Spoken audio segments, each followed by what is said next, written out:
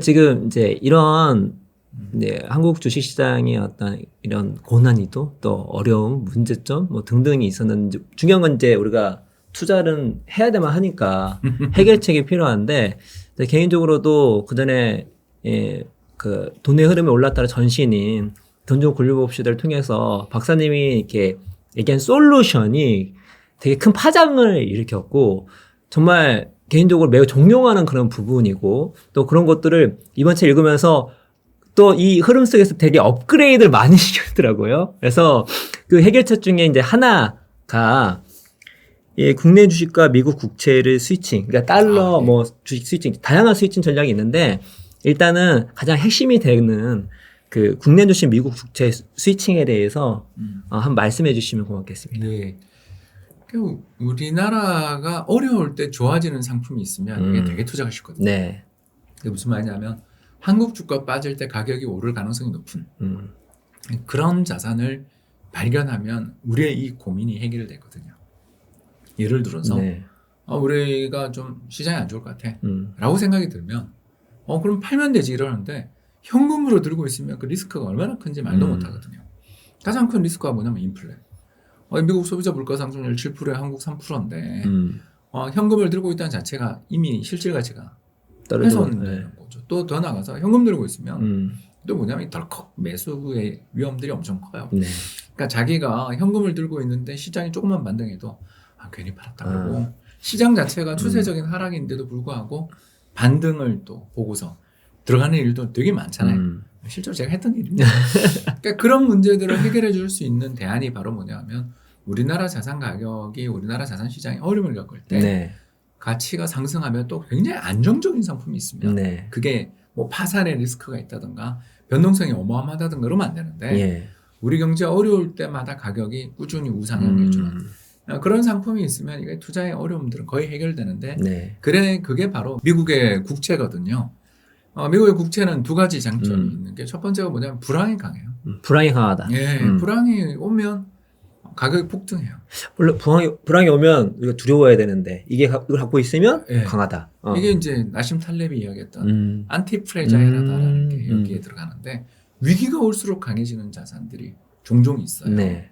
그런 위기가 올 때 종종 강해지는 자산이 미국채가 되는 이유는 결국 기축통화라서 달러가 강세인 거고 두 번째는 전 세계 투자자들이 주식이나 뭐 부동산 투자해놨다가 어려움을 겪을 때 나의 자산을 지킬 수 있는 마지막 보루가 어디야?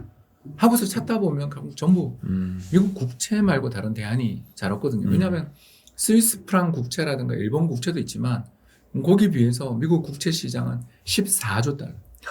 14조 달러? 예. 그러니까 그 발행 규모가.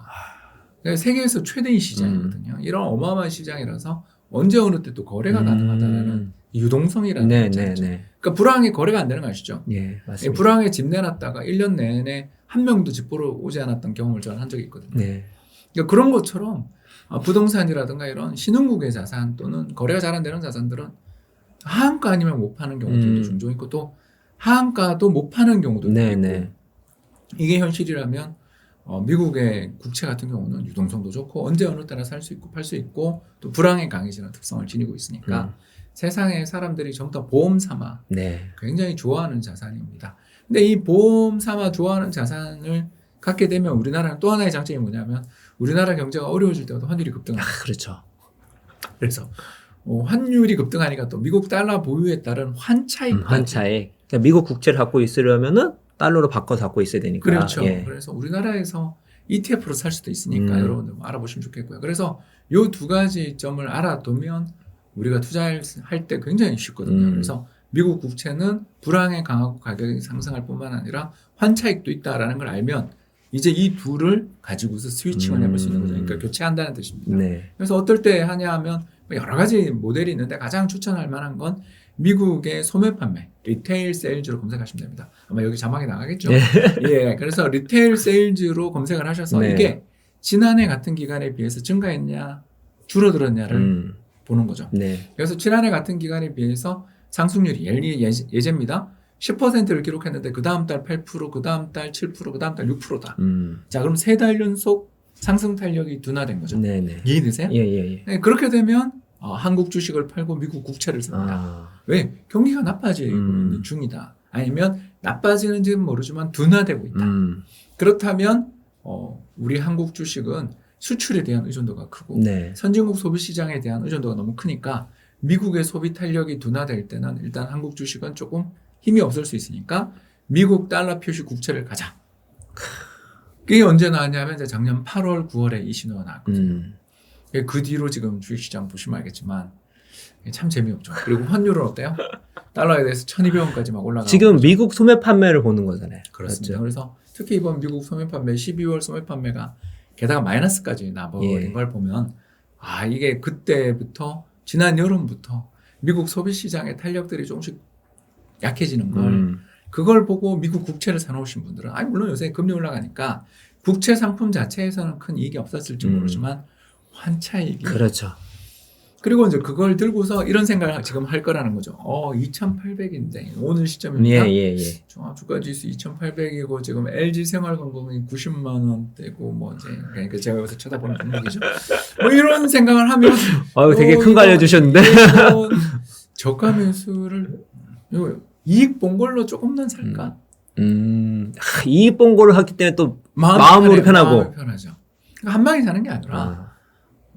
한국 계속 달러 매수 신호가 나오고 미국 국채가 좋아요 신호는 나오지만 한국 주가가 너무 많이 빠지면 아까 얘기했잖아요. 우리나라 주식시장이 오를 때는 또 화끈하게 오르는 특성이 있으니까 그래서 언제 바닥일지 모르지만 요거는 지난 몇 년 동안 최저 레벨이고 이 회사 올해 이익도 이렇게 많이 난다는데 한번 물론 이제 올해 이익은 믿을 수가 없지만 일단 작년 이익은 알고 있으니까 그렇게 좋은 회사가 올해 이익이 뭐 작년보다 안 난다 하더라도 이 주가는 너무 싼데 싶은 기업들을 우리가 공부를 해서 살 수도 있는 거고 그게 어렵다 생각되면 그냥 인덱스로 이렇게 좀 사두면 좋지 않냐라는 거죠. 그런 식으로 투자를 해나가다 보면 이제 시장에서 패닉이 올 때 웃고 있는 약간 변태 같은 아니 시장이 지금 이렇게 고생스러운데 너 왜 웃어? 내가 지금 좀 달러를 들고 있는데 말이야. 그것도 그냥 현금 달러도 아니고 미국 국채로 들고 있어. 이거 좀 사보려고 그러는데 뭐가 좋을까? 이렇게 이야기를 할 수 있게 되는. 그러니까 외환위기 때 뭐 달러 들고 있는 사람들이 부자가 됐다. 외환위기 때 그때 헐값에 나와 있는 뭐 주식이나 아파트 사서 부자가 됐다. 라는 이야기를 우리가 들을 때마다 불황에 현금이 있으니까 부자인 거지. 그게 돼? 이런 이야기를 하시는 분들한테 오늘 대안을 드린 거죠. 불황이 올 때 달러를 들고 있으면 2배의 레버리지 효과가 있다. 첫 번째는 국채 가격이 상승하는 레버리지가 하나 있고 또 하나는 환차익이라는 레버리지가 있어서 굳이 빚을 내서 투자를 안 하더라도 미국 국채와 한국 주식이라는 짝을 가지고 투자를 해보면 이게 굉장히 성과가 탁월해지는 거고 지금 뭐 그림이 나갈 텐데 보시면 알겠지만 한국 주식에 그냥 올인해서 투자하는 것보다 미국 국채에 대해서 저렇게 분산해서 투자하는 게 성과가 좋고 특히 끝부분 보시면 지금 한국 주식은 막 빠지고 있는데 저 스위칭 전략은 오히려 지금 다시 회복하고 올라오는 것을 볼 수 있죠. 왜 그러냐면 이제 이 책 쓸 때 신호가 나와서 그걸 그냥 모델대로 제가 옮겼거든요. 그렇기 때문에 시장에서 우리가 이야기할 수 있는 것은 한국 주식이 뭐 좋으니까 여기 올인 뭐 이 종목은 정말 미래가 있으니까 올인 이렇게 투자하시는 분들은 능력 때문에 하는 거고 제가 근데 해보니까 그게 안 되더라 싶은 분들은 요런 대안도 있다라는 걸 알려드리고 싶은 거죠. 저 개인적으로 뭐 투자 전문가는 아니지만 관련된 경제 투자 책을 이렇게 쭉 읽어보면서 투자 전략 측면에서는 거의 최고 수준이 아닌가. 그 오래 기간 동안 꾸준하게 이게 이제 겸손하게 뭐 지식이 반감기 말씀하시고 이런 어떤 이론들 바뀔 수도 있겠죠. 그러나 최근 뭐 10년 넘게 이 전략만큼 훌륭한 게 있나 할 정도로 게다가 이거는 좀 개인이 충분히 따라할 수 있는 것 같아요. 그리고 또 이게 쉬운 게 굉장히 쉬운 게 HTS의 대부분 이게 그러니까요. 증권사 HTS에 그 해외 경제 지표들 올려주는 증권사들 되게 많거든요. 그렇기 때문에 이거 그렇게 어렵지 않은 전략이거든요. 그러니까요. 그런데 이런 전략이 이런 어마어마한 성과를 내는 걸 보면 특히 또 저 차트를 보시면 알겠지만 뭐 한번 손실이 나더라도 2008년 같은 경우 이 전략도 손실이 잠깐 나요. 근데 그때 손실 나는 게 한 10% 20% 정도에서 막아주거든요. 근데 그때 우리나라 종합주가 지수는 55% 빠졌거든요. 그러니까요. 예, 2060포인트가 890포인트 갔거든요. 60% 빠졌군요. 그러니까 그만큼 시장이라는 게 한번 패닝을 일으킬 때 그 고통이라는 게 말도 못 하거든요. 그렇죠. 네, 그런데 비해서 이 전략은 일단 뭐 폭락이 올 때 달러들고 있으니까 이렇게 그 안정적으로 굉장히 변동성이 적으면서 예, 그리고 우상향, 그러니까요. 우상향하고 그래서 이 전략을 하면 귀찮은 건 딱 하나밖에 없다니까요. 한 달에 한 번, 보름 정도에 나오고. 그 정도 안 귀찮아.